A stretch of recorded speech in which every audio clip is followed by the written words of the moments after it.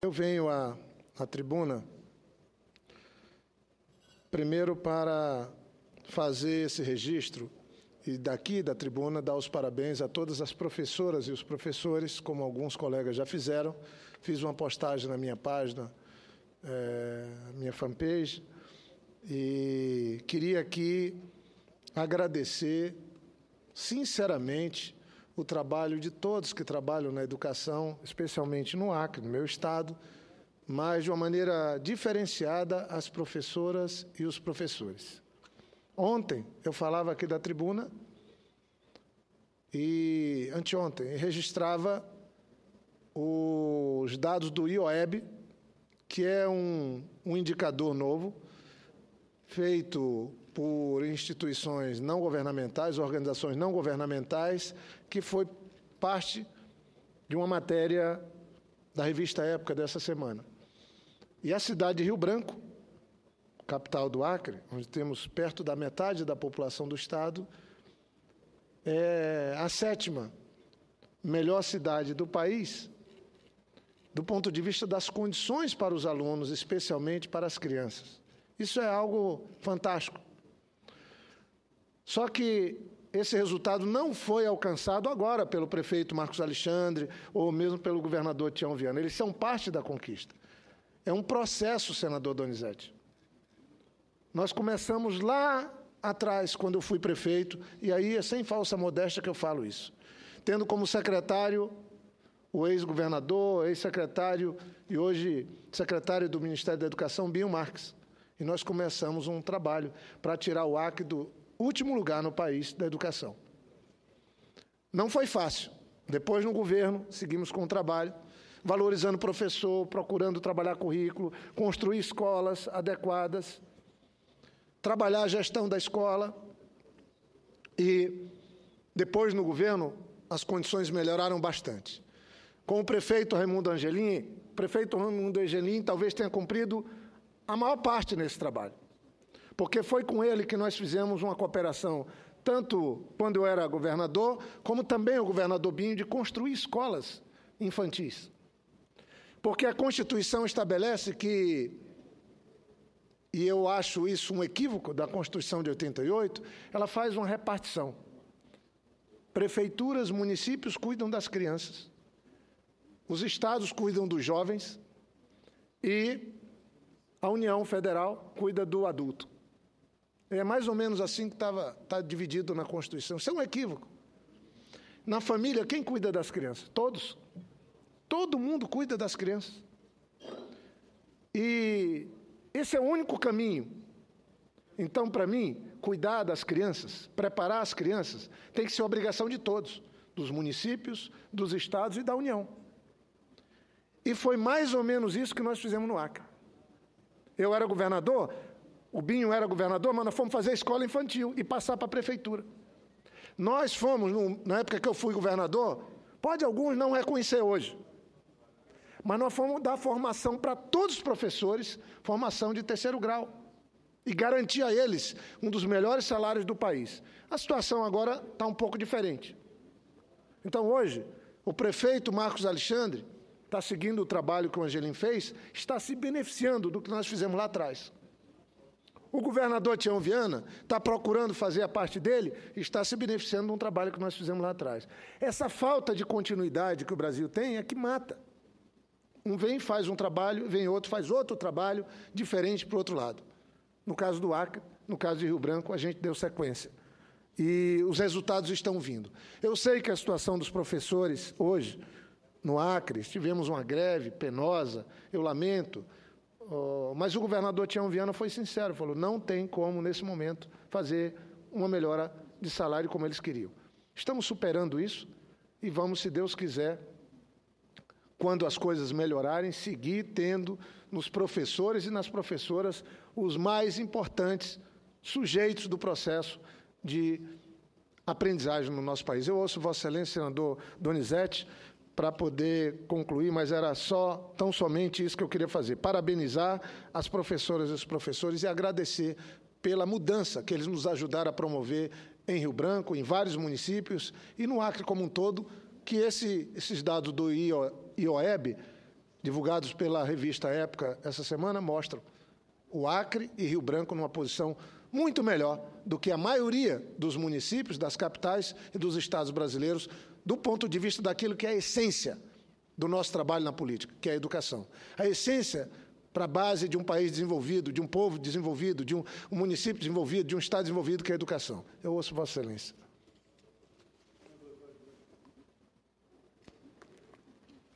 Senador Jorge Viana, quero parabenizar pelo pronunciamento, pela exposição sobre o que vem acontecendo no Acre.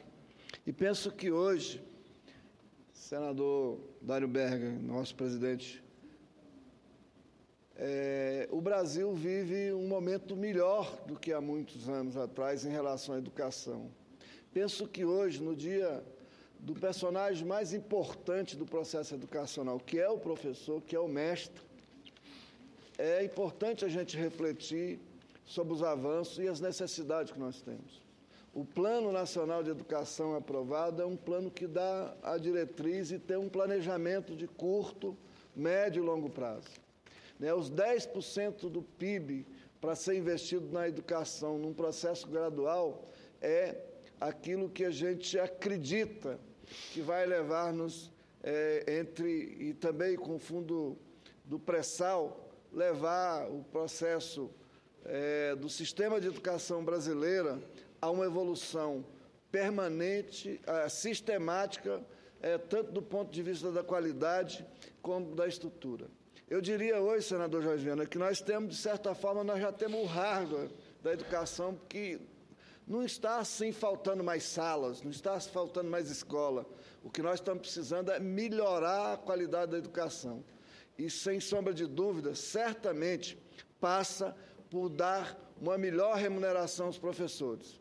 E nós, aqui no Congresso Nacional, no Senado em especial, certamente estamos imbuídos nisso, como estiveram vocês quando aprovaram o Plano Nacional de Educação, que a presidenta Dilma, diga-se de passagem, aprovou sem nenhum veto, iniciou um processo novo na educação brasileira, que certamente vai conduzir nós a poder homenagear os professores, não só no dia 15, que por coincidência é meu dia de aniversário, mas todos os 200 dias do ano que eles cuidam das nossas crianças e cuidam do futuro do Brasil. Obrigado. Eu agradeço, senador Donizete, a parte, e queria agora concluir minha fala e usar o tempo para fazer uma referência à manchete do jornal o Globo de hoje. Recessão se espalha e já atinge 26 estados. Essa é uma manchete, obviamente, verdadeira, preocupante.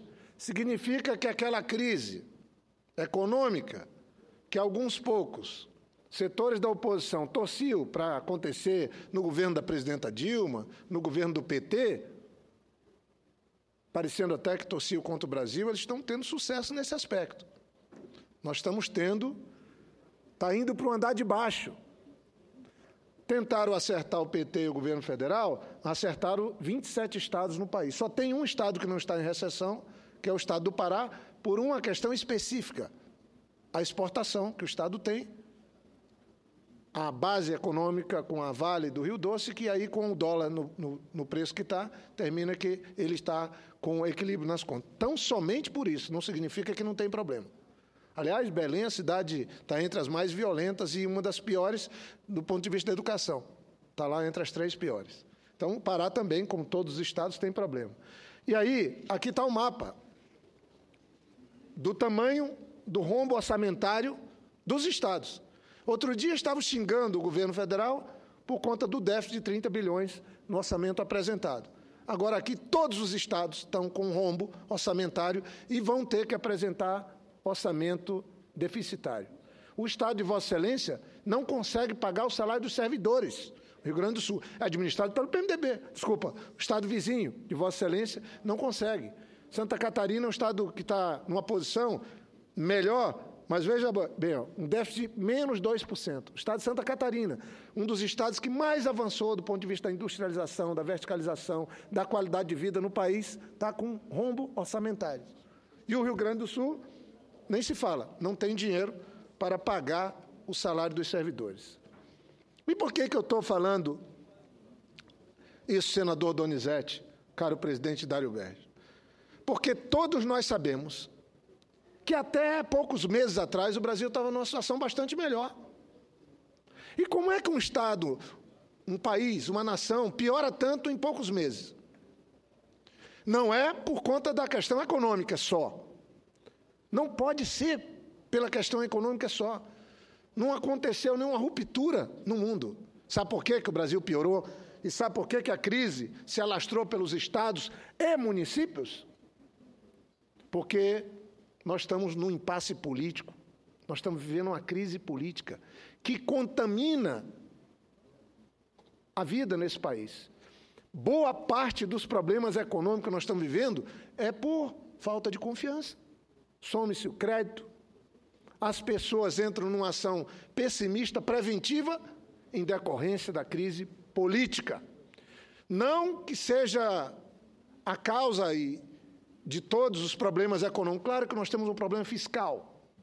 Claro que nós temos que mudar essa modelagem de juros. Vivemos escravo. Não há possibilidade. E alguns ainda falam de Banco Central independente. É claro que o Banco Central errou a mão. Quanto que nós estamos pagando de juro? Daria vários ajustes fiscais. Eu não vou entrar nessa seara. Cada um no seu cada um. Mas que a crise política trazida, e aí eu não posso negar, eu não posso pôr a culpa no combate à corrupção. O combate à corrupção não pode ser um mal para um país, tem que ser um bem.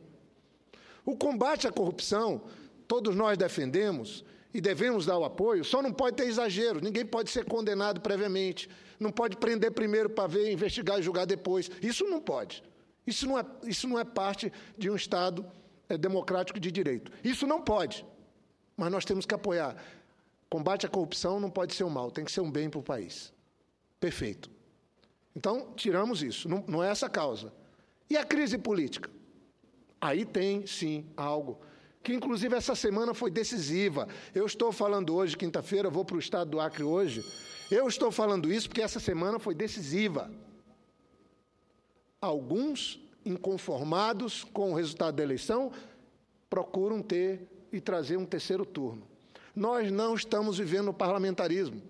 No parlamentarismo, o regime parlamentarista é assim. Um governo está mal, está em crise, tem crise, cai o governo todo, monta-se um novo governo. Nós estamos vivendo o regime parlamentarista. E no regime parlamentarista não cabe golpe, no regime presidencialista não cabe golpe do parlamento. Foi desmascarado um esquema montado, eu acho que pessimamente montado. Veja, você tem um presidente da Câmara, Eduardo Cunha. Você tem os líderes da oposição, eles se combinam e falam assim: vamos fazer uma sujeira? Vamos dar um checkmate no governo da presidenta Dilma, mas nós vamos fazer algo que não é muito limpo, que não está previsto na Constituição, mas ninguém precisa sujar a mão. Alguém entra com pedido de impeachment, e aí conseguiram encontrar, com todo o respeito, um petista revoltado. Um petista revoltado. Buscaram lá um jurista, contestado por muitos outros juristas, montaram um processo nesse esquema de ninguém põe as digitais. Mas esqueceram de combinar com o Supremo Tribunal Federal.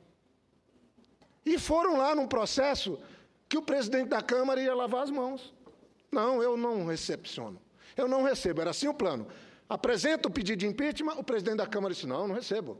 Aí, os líderes oposicionistas, alguns líderes da Câmara, também, sem pôr as mãos, sem pôr as digitais, sem sujar as mãos, eles diziam: não, mas nós queremos o direito de recorrer para o plenário da Câmara. E por maioria simples, por 100 e poucos votos, eles que controlam centenas de votos, até nós estamos terminando uma semana sem realizar uma sessão do Congresso, porque alguns poucos controlam o voto de muitos. E aí, com isso, se faria o início de um processo de impedimento da presidência da República, da presidente da República, sem que ninguém pusesse as mãos, sem que ninguém assumisse. Uma votação simples no plenário. Só que isso não está previsto na Constituição. Não existe esse atalho na Constituição. Não existe essa hipótese. Existe a hipótese do impeachment. Está previsto lá. O presidente da Câmara ou recebe ou não recebe. Isso está previsto. Não vale essa artimanha, esse jeitinho de tentar dar um golpe parlamentarista no regime presidencialista. O Supremo foi e deu uma martelada, com aquele martelo da justiça. Golpe não, ilegalidade não, atalhos à Constituição não desrespeito à Constituição. E eu estou bem tranquilo de falar isso, porque todos os ministros, inclusive os que não assinaram as liminares, porque foram dois, o ministro Theori e a ministra Rosa Weber, os demais consultados, como o ministro Marco Aurélio, que eu admiro pela coragem de falar, sempre vinculado aos autos. O ministro Marco Aurélio, eu admiro a coragem dele. E ele é um dos decanos, já hoje do Supremo, ele deixou muito claro a posição dele, ele e outros. O próprio ministro Gilmar, que eu admiro o ministro Gilmar, mas ele tem assumido o papel dos oposicionistas. Com as suas posições, eu não sei, às vezes eu fico em dúvida se ele falou aquilo. Porque os líderes da oposição, especialmente lá na Câmara, fazem tanta atrapalhada que depois tem que vir uma pessoa que tem uma posição muito sempre bem embasada técnica, como o ministro Gilmar, para fazer os ajustes. Mas eu não ponho o Supremo nem seus ministros sob suspeição nenhuma. Tenho relação, admiro, foram escolhidos, passaram por sabatina e estão ali. Mas parece que os líderes da Câmara e o próprio presidente da Câmara esqueceu que nós temos um Supremo Tribunal Federal. Ainda bem que o temos. Ainda bem que o temos. Porque, senão, essa teria sido a semana que iniciaria o aprofundamento do enfrentamento nesse país, de uma crise que ficaria registrada nas páginas tristes da história da democracia brasileira. Felizmente, o Supremo pôs fim, essa semana, a essa tentativa de desrespeito à Constituição Federal. Eu não estou aqui porque eu tenho tranquilidade de dizer, eu não estou aqui querendo passar a mão em cima de erros do governo, erros do meu partido, de jeito nenhum, senão não teria como estar fazendo uma fala como essa.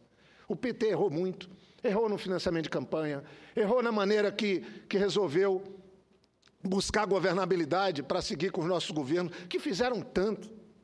O que o presidente Lula fez de mudança para melhor nesse país é uma coisa extraordinária. Eu comecei falando de recessão nos estados, mas o que o presidente fez para melhorar a vida e mudar a vida dos brasileiros não pode ser tratada como se fosse um mal. A presidenta Dilma tem erros. Assumiu o segundo mandato, podia ter tido uma postura de estabelecer o diálogo, de aclarar para a sociedade brasileira os problemas que o país estava vivendo, estaríamos numa situação melhor. Mas quem é que tem coragem de apontar o dedo para a presidenta Dilma, de chamá-la de desonesta, de uma presidenta que não é honesta, que tem uma conduta correta do ponto de vista pessoal? Não, isso não dá. Agora entrou aqui o líder, e eu quero parabenizar Vossa Excelência pela, não sei, deve ser verdade, pela postura que tem adotado recentemente o senador Cássio Cunha Lima, a postura em relação às trapalhadas que algumas lideranças da oposição têm feito na Câmara.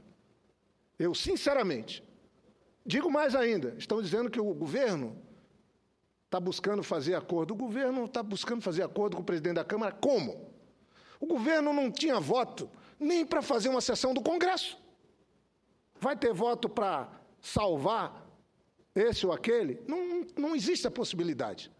Agora, o que o governo está fazendo é tentando se recompor sua base, fez uma reforma. Eu tomara que a gente tenha um ambiente de tranquilidade política, porque isso vai afetar e vai melhorar a atividade econômica.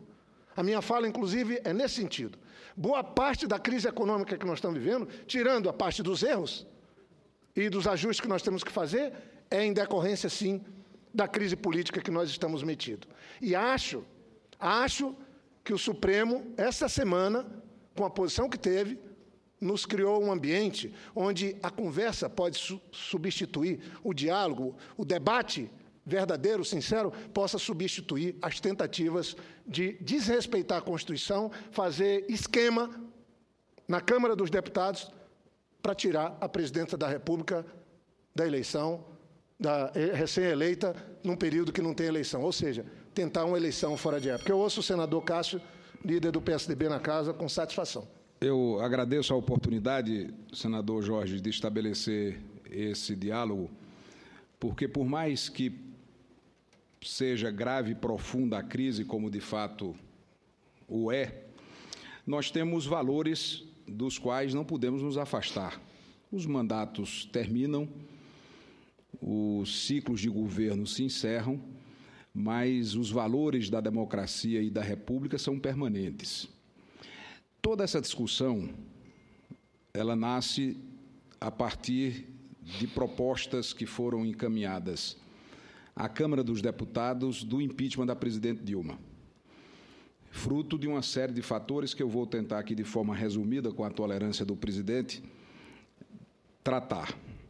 Primeiro, é preciso registrar que, desde a redemocratização, todos os presidentes foram alvo de pedidos de impeachment, sem exceção. Até mesmo, deputado Embaçaí, e eu fiz esse levantamento ontem, até mesmo o presidente Itamar Franco, que já substituía o presidente Collor, que foi alvo do impedimento do seu mandato, foi alvo de 2 pedidos de impeachment. Quantas vezes nós, da oposição, foram chamados de golpistas aqui pelo senador Lindenberg, pela senadora Vanessa, e, na ausência deles, faço referência até para que eles possam, na semana que vem, tratar do tema. Ambos apresentaram pedidos de impeachment em relação ao mandato de Fernando Henrique Cardoso.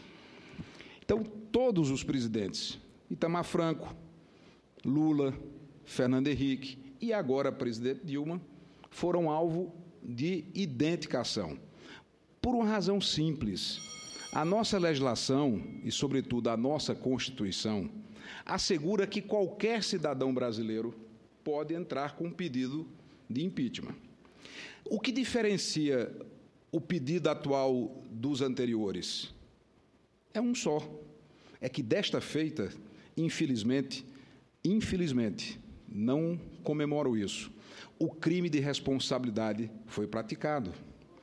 Em que aspecto, senador? Vossa Excelência vou lhe trazer. E não faço referência sequer, senador Jorge, às chamadas pedaladas fiscais.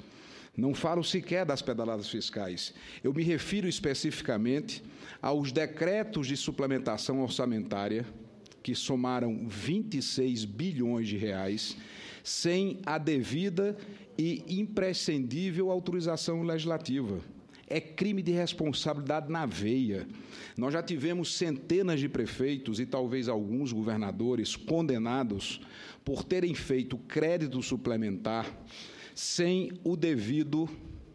a devida autorização legislativa. E o que dá a esse pedido de impeachment um contorno completamente diferente dos anteriores, e daí porque toda essa repercussão, porque quando entra no Jornal Nacional, é porque tem repercussão no Brasil. Quando está na Folha de São Paulo, no Estadão, na Veja, na Época, nos sites, é porque tem repercussão. Porque desta feita você tem uma materialidade. E aí, na minha opinião, para não ser muito longo numa parte, o que cabe é discutir se houve ou não o fato concreto.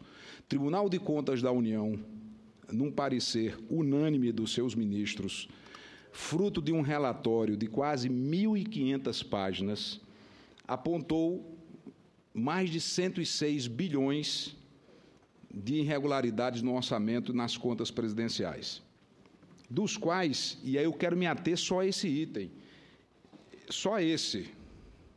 Fernando Henrique eu preciso concluir por causa dos colegas. Fez pedaladas mas não fez a suplementação. Isso aqui é só para... Isso vai dar manchete. Vossa Excelência está dizendo que o Fernando Henrique fez pedalada. Não, pode ter feito. Vai dar manchete nos jornais amanhã. Eu estou usando...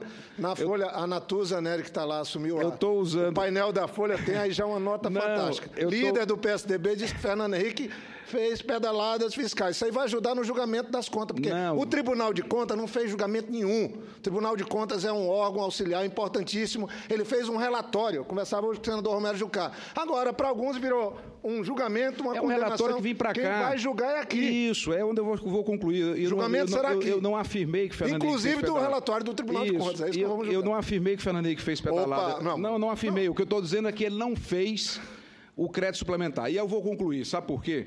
Porque nós temos lei nesse país. E a lei serve para Vossa Excelência, serve para mim, serve para a presidenta Dilma, para o seu partido, para o meu. E a Lei 1079, de 50, estabelece que atentar contra a lei orçamentária, parágrafo 4º, inciso 6, é crime de responsabilidade.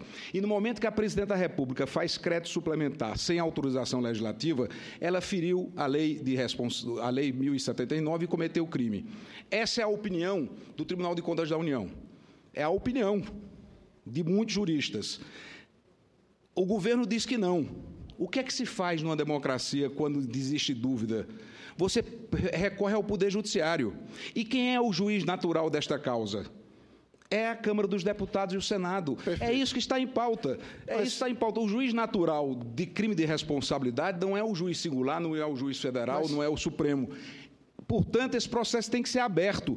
E se o crime de responsabilidade não foi praticado, ela será absolvida. Mas, senador Cássio, o que não se pode é engavetar um processo, simplesmente porque cria incômodo para o governo que cometeu uma série de irregularidades. Aí é você negar, e eu concluo, garanto que vou concluir agora. Aí você está negando, senador Jorge, princípios que não podem ser renegados, que é a prestação jurisdicional do Estado. O Estado não pode se negar a prestar o seu serviço jurisdicional para o cidadão. Se o cidadão brasileiro disse: a presidente da República cometeu o crime de responsabilidade, afirma isso, baseado num parecer do Tribunal de Contas, o mínimo que uma república séria pode fazer é processar e julgar. Absolver, se for o caso, não há problema, mas tem que processar e julgar. E é isso que nós estamos defendendo em nome da República, em nome da democracia. Bem, eu agradeço a parte de Vossa Excelência, senador Cássio, líder do PSDB na casa, mas vamos que o enredo de Vossa Excelência seja o correto. Primeiro que eu tenho que acreditar, é verdade, é um instrumento legal pedir impeachment. Não concordei na época, não concordo hoje com a tentativa de colegas, companheiros, ter pedido impeachment do presidente Fernando Henrique. Fui um dos signatários de documentos contra esse tipo de iniciativa. Então, falo com tranquilidade. Quando eu era governador, eu assinei uma carta de governadores contra isso. Eu era do PT, sempre fui. Agora, o enredo de Vossa Excelência tem lógica. Primeiro, queria cumprimentá-lo mais uma vez pela posição pública, nessa semana também, discordando dos seus colegas do PSDB e outras lideranças da oposição na Câmara. Foi um gesto importante, porque não é só Vossa Excelência, eu tenho conversado com os senadores do PSDB aqui, que estão incomodados. Porque se o enredo fosse esse, como é que nós vamos fazer o pedido de impeachment para a presidenta Dilma, por ela ter descumprido, se for fato, consumado, ou seja, sem justificativa, a lei de responsabilidade fiscal do país, que é uma lei fundamental para a vida democrática e o acompanhamento dos governos. Como é que nós vamos pedir o impeachment se o Senado, o Congresso, ainda não apreciou essas contas, onde houveram os tais crimes? Então, tem, no mínimo, algo desencontrado. É óbvio que essa seria uma justificativa constitucional. Mas a que estão fazendo na Câmara não tem nenhum apego à Constituição. É um desrespeito a ela. Sabe o que é que eu ouvi hoje, senador e líder Cássio? Eu ouvi hoje na CBN, pela manhã. Eu ouvi uma entrevista feita lá em São Paulo, porque o senhor doutor Miguel Reale Júnior, o senhor Hélio Bicudo e o senhor Carlos Sampaio, líder do PSDB na Câmara, estavam lá em São Paulo hoje. Diz que, divulgando com uma bateria de 15 acompanhantes, com tambores, representando os movimentos sociais, tinham 15, dando apoio, e eu ouvi essas palavras, eu não estou tirando nenhuma, nem pondo nenhuma, do senhor Miguel Reale Júnior. Olha, o que nós estamos fazendo aqui na reapresentação do pedido de impeachment, palavras dele, cola, copia, corta, cola e copia. O repórter falou, mas o que é isso? Falou, porque pediram para mudar o pedido de impeachment. E nós estamos fazendo um cola, copia, corta. Eu falei, mas meu Deus, para pôr em funcionamento um dos mais importantes artigos da Constituição do país, estão fazendo um corta, cola, copia contra uma presidenta que contra a pessoa dela de um parecer do Tribunal de Contas. Pelo amor de Deus, isso é muito grave. Parecer não. Normal, isso é tecnologia. Um relatório. Isso é tecnologia. Um relatório, senador Cássio. É um parecer aprovado, senador. Um relatório. Quem julga a conta de presidente, isso. aliás, não julgava, é o Congresso. Nós ainda nem começamos. Senador Jorge, só em nome desse bom debate. Por isso que eu tô pondo a legislação, os argumentos. A legislação brasileira é tão severa que, à luz da legislação brasileira, pela decisão tomada pelo Tribunal de Contas, a presidente Dilma é ficha suja. Ela é ficha suja, ela está impedida hoje de disputar a eleição. Não. Leia a lei da ficha limpa, eu não de condenação em plenário do Tribunal de Contas. Eu queria concluir, mas eu não posso.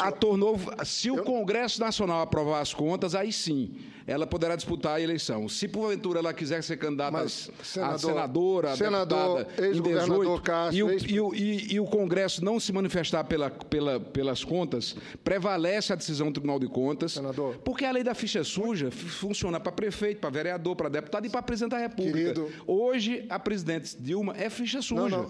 Só se o Tribunal, constitucionalmente, tivesse o poder de fazer o julgamento final. Ele não faz julgamento nenhum. Ele apresenta um relatório. É o que está na lei da ficha limpa, que nós aprovamos aqui. Ele apresenta um relatório. Vossa Excelência é daqueles como eu, que não concorda que tenha pré-julgamento antecipado. Vossa Excelência, como eu, Vossa Excelência já foi vítima de tentativa de julgamento antecipado, pagou caro por isso. A presidenta Dilma não teve suas contas julgadas. É uma pessoa honesta. E aí eu queria então concluir, porque os colegas todos estão aí para falar. Eu só queria, mais uma vez, dizer que essa semana começou de uma maneira e está terminando melhor.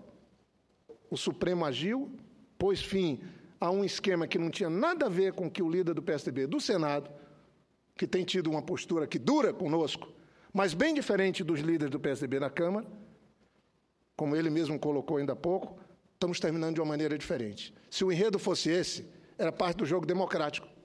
Mas o enredo que a Câmara fez, que os líderes envergonhados fizeram um acordo com o senhor presidente da Câmara, e quero dizer aqui, hoje eu li Eliane Cantanhede, tão bem informada, pelo menos era, uma querida, boa, competente jornalista, dizendo que o presidente Lula veio a Brasília para fechar acordo. Você passou longe, Eliane. Você e todos da imprensa que estão tentando passar essa versão de que PT, presidente Lula está tentando acordo com o presidente da Câmara. Quem está numa geladeira, sem saber o que fazer, são os líderes da oposição da Câmara, montaram um esquema com Eduardo Cunha para tentar acertar a presidenta Dilma e agora não sabe mais o que fazer com as posições do Ministério Público Federal, com as posições do Supremo Tribunal Federal em relação ao presidente da Câmara. Eu não estou fazendo pré-julgamento do presidente da Câmara, mas será que o senhor Eduardo Cunha está em condição de fazer a recepção de pedido de impeachment hoje de uma presidenta honesta como a presidenta Dilma? Como é que a sociedade brasileira vai se sentir? Aí sim, todos, da oposição e da situação, que têm um compromisso com a ética, vão se sentir se for o senhor Eduardo Cunha o que apresenta um pedido de impeachment da presidenta da República. Que situação, hein? Felizmente, estamos terminando uma semana melhor do ponto de vista político. Tomara que isso se reflita positivamente na economia e na vida dos brasileiros. Obrigado, senhor presidente.